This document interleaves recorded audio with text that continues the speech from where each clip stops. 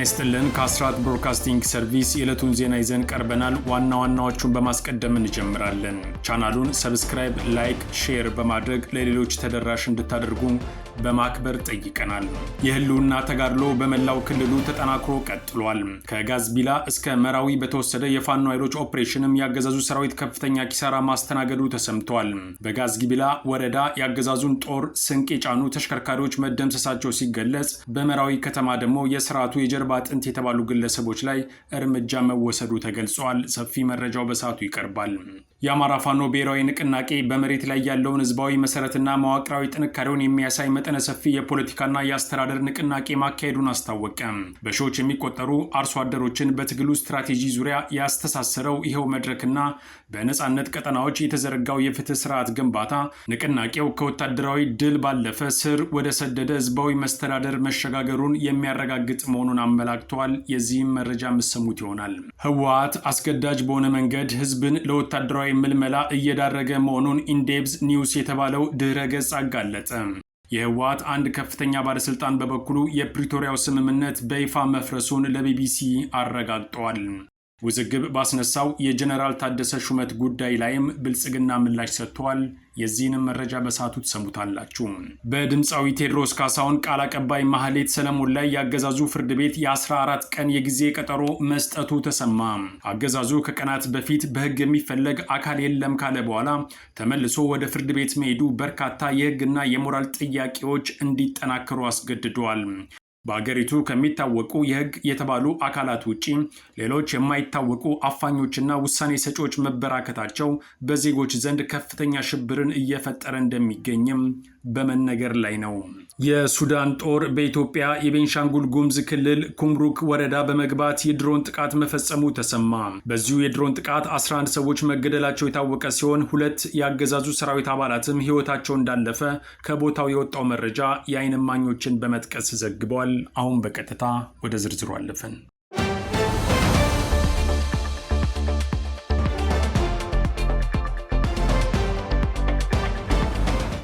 የህልውና ተጋድሎ በመላው ክልሉ ተጠናክሮ ቀጥሏል።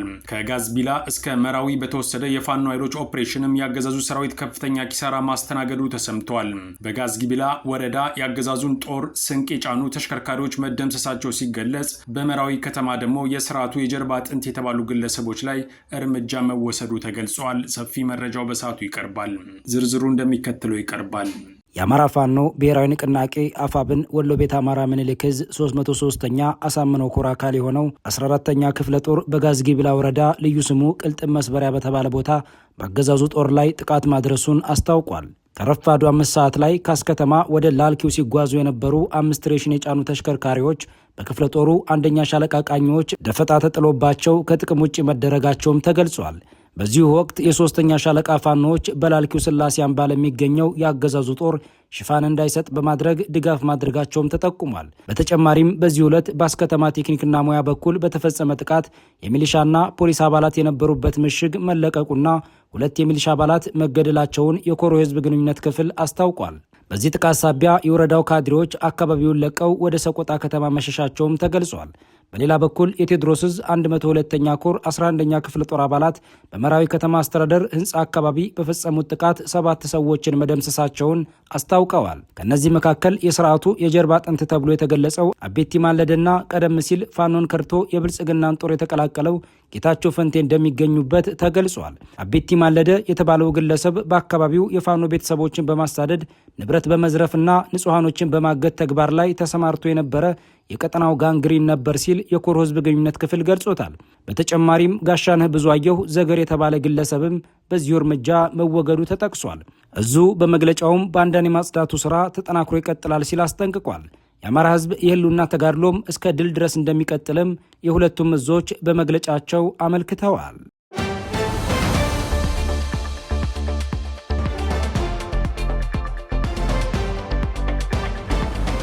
የድምፃዊ ቴዎድሮስ ካሳሁን አልበም ከተለቀቀ 13 ቀናት ቢቆጠሩም አገዛዙ ጉዳዩን በቀላሉ ማለፍ የፈለገ አይመስልም። በየተራ ህዝብን የመስደብ ዘመቻው እንደቀጠለ ሲሆን ከዚሁ ጎን ለጎን የተዘበራረቀና የተዛባ መረጃ የሚወጣበት የአገዛዙ የፍትህ ተቋማት መግለጫም ቀጥሏል። ከቀናት በፊት የአገዛዙ ፌዴራል ፖሊስ በዚህ ጉዳይ የሚፈለግ ሰው የለም፣ ጥቆማም አልቀረበም የሚል ምላሽ ቢሰጥም ውስጥ ለውስጥ ግን የድምፃዊ ቴዎድሮስ ካሳሁን ቃል አቀባይ ማህሌት ሰለሞን ፍርድ ቤት መቅረቧ እየተነገረ ነው። ወዲህ ደግሞ በአርቲስቱ ላይ ከባድ የዘረፋና ስም የማጥፋት ዘመቻ የቀጠለ ሲሆን አገዛዙ ወዴት እየሄደ ነው የሚለው ጥያቄም እንዲበረታ ለማድረግ አብቅቶታል።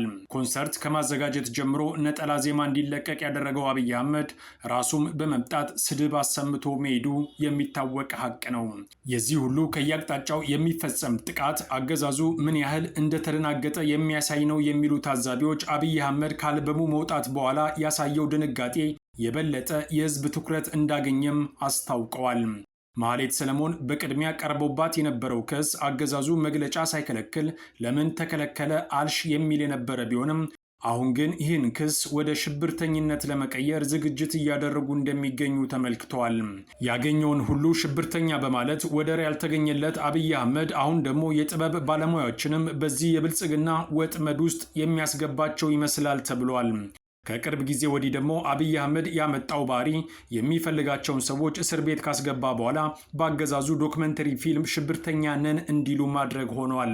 ይህም በማህሌት ሰለሞን ላይ ሊገጥም እንደሚችል የተገመተ ሲሆን በርካታ የህግ ምሁራን የአብይ አህመድን ድራማ በእጅጉ ለመኮነን ምክንያት ሆኗቸዋል።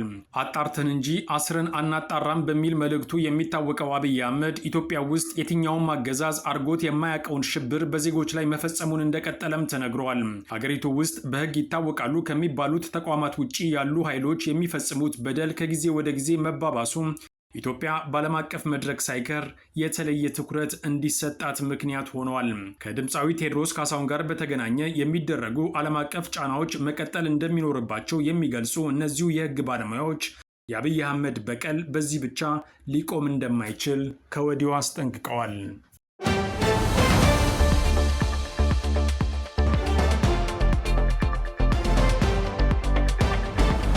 የአማራ ፋኖ ብሔራዊ ንቅናቄ በመሬት ላይ ያለውን ህዝባዊ መሰረትና መዋቅራዊ ጥንካሬውን የሚያሳይ መጠነ ሰፊ የፖለቲካና የአስተዳደር ንቅናቄ ማካሄዱን አስታወቀ። በሺዎች የሚቆጠሩ አርሶ አደሮችን በትግሉ ስትራቴጂ ዙሪያ ያስተሳሰረው ይኸው መድረክና በነጻነት ቀጠናዎች የተዘረጋው የፍትህ ስርዓት ግንባታ ንቅናቄው ከወታደራዊ ድል ባለፈ ስር ወደ ሰደደ ህዝባዊ መስተዳደር መሸጋገሩን የሚያረጋግጥ መሆኑን አመላክተዋል። ዝርዝሩ እንደሚከተለው ይቀርባል። የአማራ ፋኖ ብሔራዊ ንቅናቄ አፋብን በሚያስተዳድራቸው ቀጠናዎች ግዙፍ የአርሶ አደር የንቅናቄ መድረክና የህግና ፍትህ ስርዓትን የማጠናከሪያ ውይይቶች ማካሄዱን ገልጿል። 40 ሺህ የሚጠጉ አርሶ አደሮች በተሳተፉበት በዚህ መድረክ በትግሉ ቀጣይነትና በህዝባዊ አስተዳደር ጉዳዮች ላይ ጥልቅ ምክክር ተደርጓል ተብሏል። በአማራ ፋኖ ብሔራዊ ንቅናቄ የቴዎድሮስ እዝ ስር የሚገኙ ከተለያዩ ቀበሌዎች የተወከሉ 39700 አርሶ አደሮች በ52 የተለያዩ መድረኮች ተከፋፍለው ሰፊ የፖለቲካ ንቅናቄ ማድረጋቸው ተገልጿል። በተደራጀ የፖለቲካ ስራ የአማራ ህዝብ የፖለቲካ ግንዛቤ ይዳብራል፣ ህልውናውም ይረጋገጣል በሚል መሪ ቃል በተካሄደው በዚህ መድረክ ላይ ድርጅቱ ባዘጋጀው ስትራቴጂካዊ ሰነድ ላይ ጥልቅ ውይይት መደረጉም ተነግሯል። ከከፍተኛ አመራሮች ጀምሮ የእዝ የኮርና የክፍለ ጦር አመራሮች ተገኝተውም የትግል አቅጣጫውን ማስረዳታቸውም ታውቋል። አርሶ አደሮቹ ያነሷቸው ጥያቄዎችም በቀጥታ ለድርጅቱ የፖሊት ቢሮ እንዲደርሱ የተደረገ ሲሆን ይህም በአመራሩና በህዝቡ መካከል ያለውን መተማመን እንደሚያጠናክር ተገልጿል። ድርጅቱም አማራዊ ብሔራዊ ንቃት የመፍጠር ሂደቱ ተጠናክሮ ይቀጥላል ሲል ምላሽ ሰጥቷል። ይህ ንቅናቄም አካባቢው በብልጽግና ቁጥጥር ስር ወድቋል የሚለውን የአገዛዙን ሐሰተኛ ትርክት ያፈረሰ መሆኑም ተመላክቷል። በሌላ በኩል በሸዋ ጠቅላይ ግዛት የሚንቀሳቀሰው ያሳምነው እዝ በስሩ በሚገኙ የአስተዳደር እርከኖች የህግና የፍትህ አሰራርን ለማቀላጠፍ ያለመ ውይይት ማካሄዱን አስታውቋል። በተጉለትና ቡልጋ አውራጃ ስር ከሚገኙ የሳሲትና አካባቢው የክላስተርና የቀበሌ አመራሮች ጋር በተደረገው በዚህ መድረክ የዙ የህግና ፍትህ መምሪያ ከተቋቋመበት ጊዜ ጀምሮ ያከናወናቸው ተግባራት ተገምግመዋል ተብሏል። በተለይም ለዘርፉ አመራሮች በህግ አተገባበር ዙሪያ በባለሙያዎች የታገዘ ስልጠና መሰጠቱም ታውቋል። የፍትህ ስርዓቱ የትግሉን ዓላማና የህዝቡን ፍላጎት ባከበረ መልኩ እንዲመራም ስምምነት ላይ መደረሱ ተሰምቷል። በመድረኩ ላይ የፖለቲካ አመራሮች፣ የፍትህ ዘርፍ ኃላፊዎችና የማህበረሰብ መሪዎች የተገኙ ሲሆን ይህም የአማራ ፋኖ በተቆጣጠራቸው ነፃ ቀጠናዎች ውስጥ አስተማማኝ የፍትህ ስርዓት ለመገንባት የሚደረገው ጥረት ከፍተኛ መሆኑን ያረጋገጠ ሆኗል። እዙም በመግለጫው ማጠቃለያ ላይ ህልውናችን በተባበረ ክንዳችን ይረጋገጣል በማለት የትግሉን ሰማዕታት ዘክረዋል።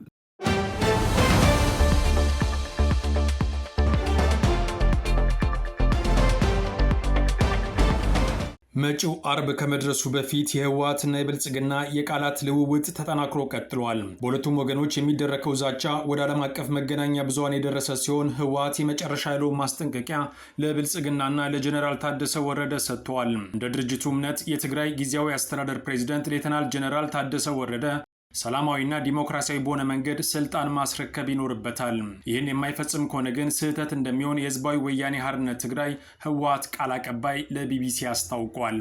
የህወሓት ቃል አቀባይ ሚካኤል አስገዶም የትግራይ ክልል ጊዜያዊ አስተዳደር እየፈረሰ በመሆኑ ከአብይ አህመድ ጋር ያለው የግንኙነት ገመድ መበጠሱን ይፋ አድርጓል። ቃል አቀባዩ የህወሓት ማዕከላዊ ኮሚቴ ከ2 ሳምንት ገደማ በፊት ያስተላለፈውን ውሳኔ በተመለከተ ከተለያዩ አካላት ጋር ውይይት እየተካሄደ እንደሆነም አስታውቋል።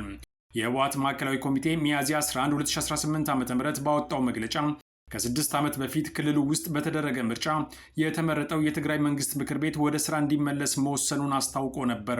ህወሓት ይህንን ውሳኔ ያስታወቀው የአብይ አህመድ መንግስት ከፕሪቶሪያ ስምምነት በኋላ የተቋቋመውን የትግራይ ክልል ጊዜያዊ አስተዳደር እየመሩ ያሉት ፕሬዝደንት ታደሰ ወረደን የስልጣን ቆይታ በአንድ ዓመት ካራዘመ በኋላ ነው። ቃል አቀባዩ ሚካኤል አብይ አህመድ ውሳኔውን ያስተላለፈው ህወሓትን ሳያስፈቅድ ሳያማክር ለብቻው ነው ብለውታል። ጀነራል ታደሰ የመጀመሪያ ዓመት የተሾሙት በፕሪቶሪያው ስምምነት መሰረት በወጣ ደንብ ነው።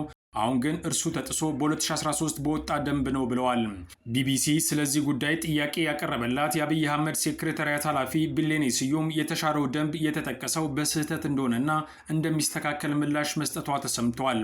ከዚህ ውጭ ግን ተጨማሪ ማብራሪያ ከመስጠት መቆጠቧ ታውቋል። ይህ በእንዲህ እንዳለ ጦርነት ባንዣበበበት በትግራይ ክልል ህወሓት ከወዲሁ በግዳጅ ህዝቡን ለጦርነት እያሰለፈ እንደሚገኝ ተጋልጧል። ኢንዴፕስ ኒውስ በተባለው ድረ ገጽ ላይ ዛሬ የቀረበው ጥናት የህወሓትን ህገወጥ ድርጊት የሚያጋልጥ ሆኖ ተገኝቷል። ጥናት አደረጉ የተባሉ አካላት ጋዜጠኞች ሲሆኑ የደረሱበት ውጤትም ህወሓት በበርካታ አካባቢዎች የግዳጅ ወታደራዊ ምልመላ እያደረገ መሆኑን የሚገልጽ ነው። ጋዜጠኞቹ እንደሚገልጹት ጥናቱን ያደረጉት ከማርች 9 እስከ ኤፕሪል 11 ባሉት ቀናት ነው። በጥናታቸውም ከማዕከላዊ ትግራይ ዞን አድዋን፣ ኢንቲጮን፣ አድጋ፣ አርቢናና አክሱምን ማካለላቸውን ከምስራቅ ትግራይ ዞን ሐውዜን ከተማ መግባታቸውንና በደቡባዊ ዞን ደግሞ ነቅሰኝ ወረዳና ከሰሜን ምዕራብ ዞን ሽሬ መሄዳቸውን ጠቅሰዋል። በማዕከላዊ ትግራይ ዞን አዳጋ አርቢ ወረዳ የሚገኙት አንድ አባት ለዜና አውታሩ በሰጡት መግለጫ የህወሓት ካድሬዎች የግዳጅ ምልመላ ለማድረግ ወደ አካባቢያቸው መምጣታቸውን ገልጸዋል። ሲቀጥሉም ማህበረሰቡን ለመቀስቀስ የህወሓት ካድሬዎች መጥተው ነበር፣ ነገር ግን ልጆቻችንን ለጦርነት አንልክም ብለን ጥያቄዎቻቸውን ውድቅ አድርገናል ብለዋል። እኚህ አባት ጨምረው እንደገለጹት ልጆቻቸውን እንዲያዋጡ ለመቀስቀስ የተጠራው ስብሰባ በተቃውሞ ከተበተነ በኋላ የህወሓት ካድሬዎች ፖሊስና ታጣቂ ኃይል አሰማርተው እድሜያቸው ከ15 ዓመት በላይ የሆኑትን በግዳጅ መዝግበዋል። እሳቸው ግን ይሰሩኝ እንጂ ከዚህ በኋላ ልጆቼን ለጦርነት አልሰጥም በማለት ምላሽ መስጠታቸውን ተናግረዋል። በአክሱም የሚገኙት የቀድሞ የሰራዊቱ አባል አቶ መስፍን ሀደራ በበኩላቸው የተሰናበቱ ታጣቂዎች በስልታዊ ዘዴ የመመለስ ጥረት እየተደረገ መሆኑን አጋልጠዋል። አቶ መስፍን ጦርነቱ እንዳበቃ በዲዲአር ከተሰናበቱት መካከል አንዱ ቢሆኑም የቀድሞ ወታደራዊ ክፍሌ አግኝቶ አናግሮኛል፣ ሌሎች እንደኔ የተሰናበቱትም የስልክ ጥሪ ደርሷቸው ወደ ጦር ሜዳ እንዲሰለፉ ተነግሯቸዋል ብለዋል።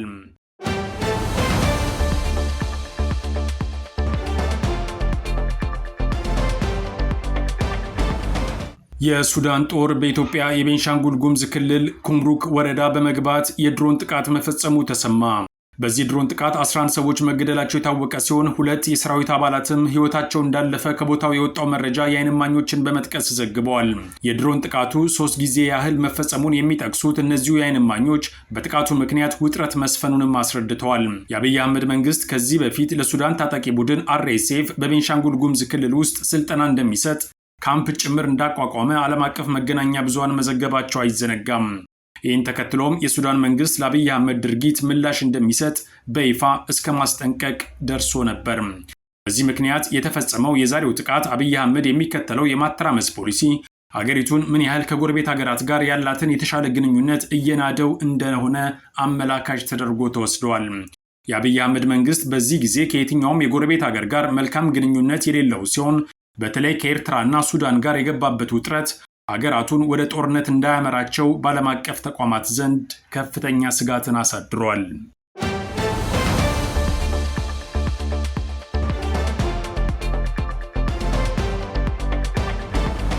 ከአስራት ብሮድካስቲንግ ሰርቪስ ለዕለቱ የነበረን ዜና ይህን ይመስላል። አብራችሁን ስለነበራችሁ ከልብ እናመሰግናለን። በያላችሁበት ሰላም